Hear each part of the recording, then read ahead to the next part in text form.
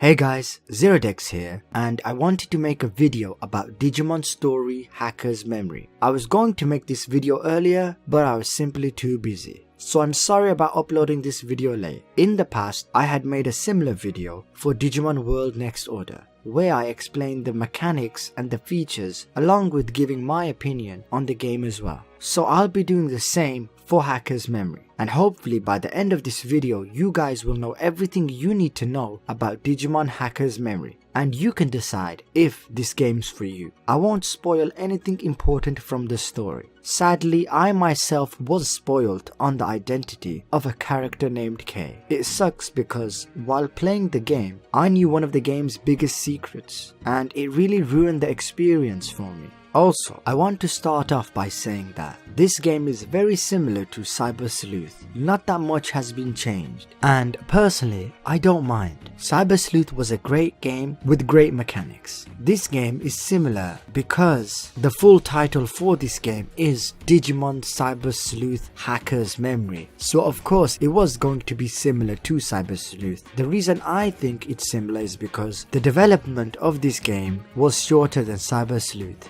This game was made so fans could play a new Digimon game while the developers create an entirely new Digimon story game. And seeing as how this game was great, it gets me excited thinking about how amazing the new Digimon story game will be in the future.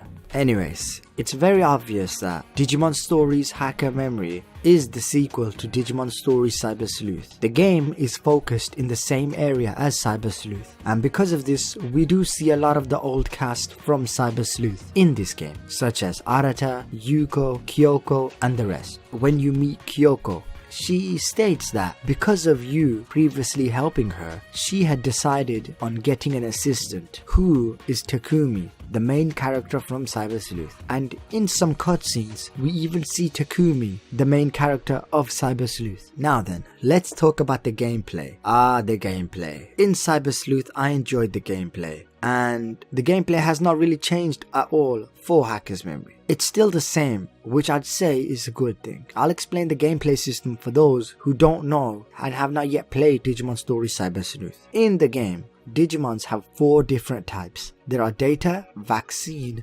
Virus, and the neutral type. Each of these types have a weakness against each other, except for the neutral types. A Digimon's type is shown with these icons. This mechanic is similar to other monster catching games, like Pokemon, where one type has an advantage over the other. But the main difference is that in Pokemon, just because Pikachu is an electric type does not mean that all of its attacks will work on water types. If Pikachu used a Thunderbolt on a water type, then the attack will be super effective. But if Pikachu used Quick Attack, a normal attack, it would simply do normal damage. But in this game, it does not matter what move your Digimon uses. If one Digimon has the type advantage against the other Digimon, then all their attacks will be super effective against that Digimon. Attacks from a type with a good affinity inflict double damage, while attacks from a type with a bad affinity only inflict half the damage. What do you guys think about this type system and its advantages? Do you guys like it, or do you guys think it needs to change? We also have the attribute system as well. Just like the types, a lot of Digimon have different attributes. It shows the attribute by color. Attacks with a good attribute inflict 1.5 times the normal damage. Fire is strong against plant, while plant is stronger than water,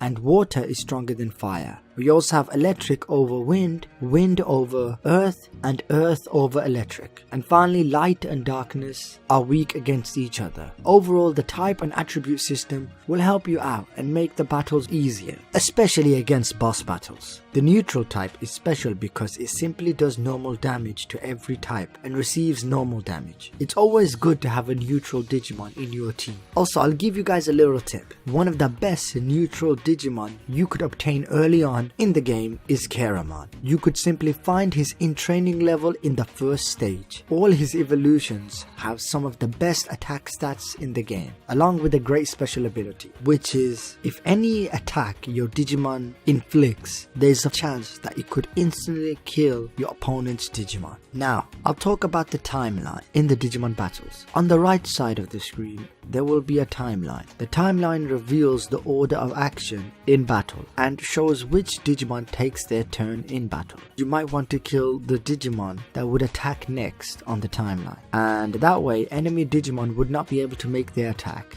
Digimon Stories Hacker's Memory also features a new battle mode, which is called Domination Battles. Domination battles are between hacker groups. The maximum member each group can have in this mode are 3. The main objective of this mode is to simply claim the area. You take control of each hacker in your team and try to take as much of the area as you can. Each hacker can earn points by taking over an area. The normal area gives you 1 point, while the special areas with numbers give you points depending on the number, like 5 and 10 points. Once you have taken an area, it will have the color of your team, which is blue. The first hacker group to acquire a certain number of points is the winner.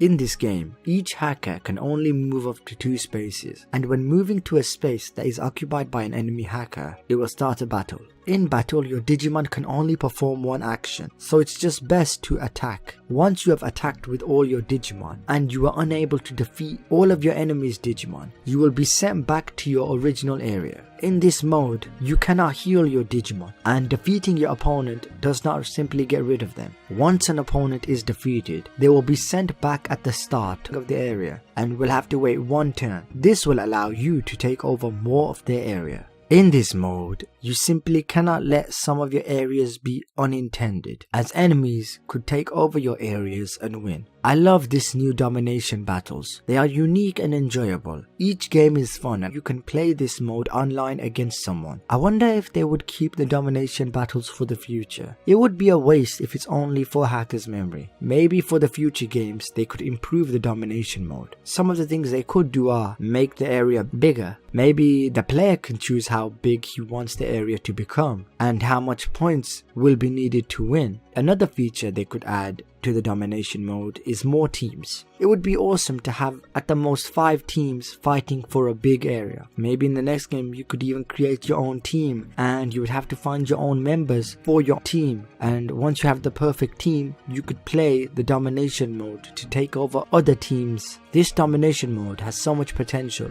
and I cannot wait to see what they do with it for future games. Digimon Story Hacker's Memory has bonuses for those who have played Cyber Sleuth. When you start Hacker's Memory, it allows you to carry over your save data from the previous game. Doing so will give you rewards and bonuses. The most important bonus that you can receive from this is that your field guide will get carried over from the previous game. So whatever Digimon that you had obtained in the previous game will have the information filled in the field guide. This makes getting Digimon easier because normally when you have a Digimon and try to check its evolution line, if you have not obtained that Digimon, it will only show a black image of that Digimon. This makes it difficult to truly understand who your Digimon digivolves into. If you watch the video, you will see that I have a lot of mega level Digimon in my field guide for Hacker's Memory. But the thing is, at that time, I did not have a single mega level Digimon, as I only had ultimate level Digimon. As I said before, this makes it easier for me to understand what my Digimon will digivolve into, and I'll be able to compare the Digimon stats and find out what type of attacks the Digimon has. This allows me to make the perfect team, as I can find out which Digimon is the strongest or has the best defense and abilities. Also, I'll be able to obtain the Royal Knights now, instead of having to complete the game like I had to do for Cyber Sleuth. There is also a way to easily obtain Digimon. You are now able to buy Digimon in the Digimon market. A Digimon market is a place that sells Digimon. You can easily access it from your computer. This makes it easier to obtain the Digimon that you want. In the beginning, they only sold baby level Digimon, but they start selling other level Digimon later on in the game. Once you have completed some chapters, the Digimon that they sell have a specific level. When you buy a baby level Digimon, it's at level 1. When you buy an in training level Digimon,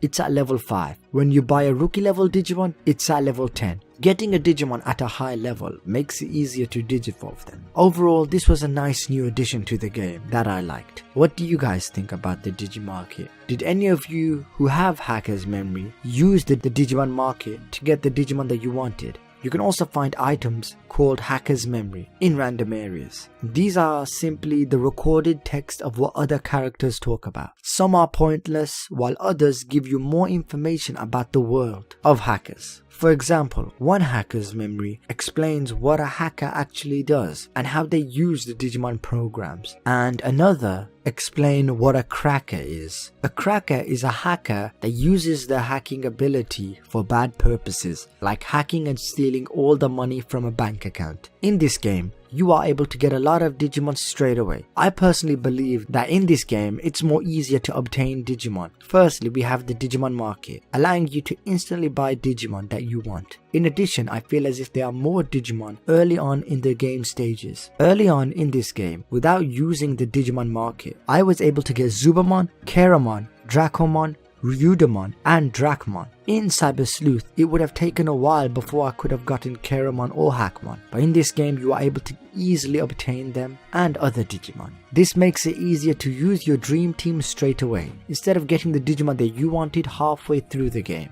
Also, in Hacker's Memory, they changed some of the hacking features and added a few new hacking features. There's a feature that allows you to accelerate. This makes your character move faster. This makes farming and backtracking easier. It would get annoying moving slowly while trying to leave an area or to farm. There's also another hacking feature that allows you to return at the start of the dungeon. And another new feature that this game has is that it allows you to change your character's costume. And these are just some of the clothes that I bought. Also, for those wondering, this game has a long story. Similar to Cyber Sleuth, you will definitely get your money's worth. Now, this could just be me, but it feels as if this game is easier than Cyber Sleuth. Early on in the game, for the main mission, you would have the hoodie leader Ryuji accompanying you on the missions. This makes battles easier as he has a Cyberdramon who is the ultimate level Digimon, and early on in the game you only battle in training and rookie level Digimon, and Cyberdramon is the first Digimon to attack. So as you can guess, he simply one-shots them. Any baby or in training Digimon that gets in his way just dies. With the exception of the boss battles, one of the most difficult things I experienced in Cyber Sleuth was when I was playing hard mode in the beginning. My rookie would get attacked by 2 in training level Digimon, and since it was hard mode, they would do serious amounts of damage, and I had to repeatedly use my health items to keep my 1 rookie level Digimon alive. And I loved the fact that it was that difficult, and slowly it started getting easier when I obtained more Digimon and when my rookie leveled up. But in the beginning of this game, you have Ryuji with his powerful Cyberdramon with you. And this makes the level have almost no difficulty, as Cyberdramon defeats all my enemies for me, while I gain the experience point. In fact, since Cyberdramon was so useful, I used him to help me farm, as he would simply defeat all the powerful enemies while my Digimon eventually got strong enough to defeat them. And because of this, I was able to gain even more new Digimon. But that's not to say that this game is easy. Oh no, every boss fight is difficult. It's just that I think that they made the beginning of the game a bit too easy.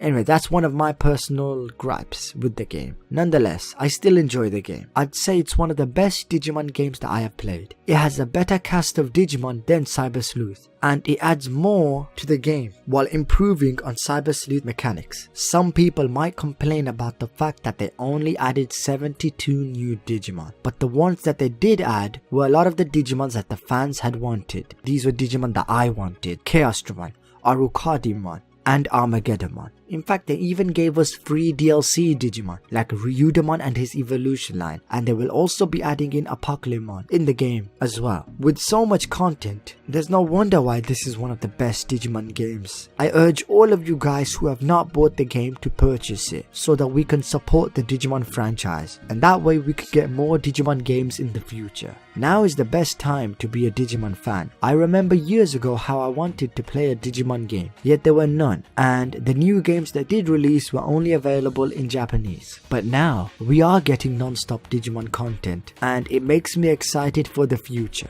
For those of you who have completed the game, what do you think about it? Post your thoughts down in the comment section below, and please don't have any spoilers. I don't want people to get spoiled. Also, for those of you who have not yet bought the game, I hope this video has helped you change your mind about the game. Anyways, thanks for watching, and if you guys have not, please subscribe and also support my Patreon. Even $1 helps, and I'll see you guys in the next video. Bye.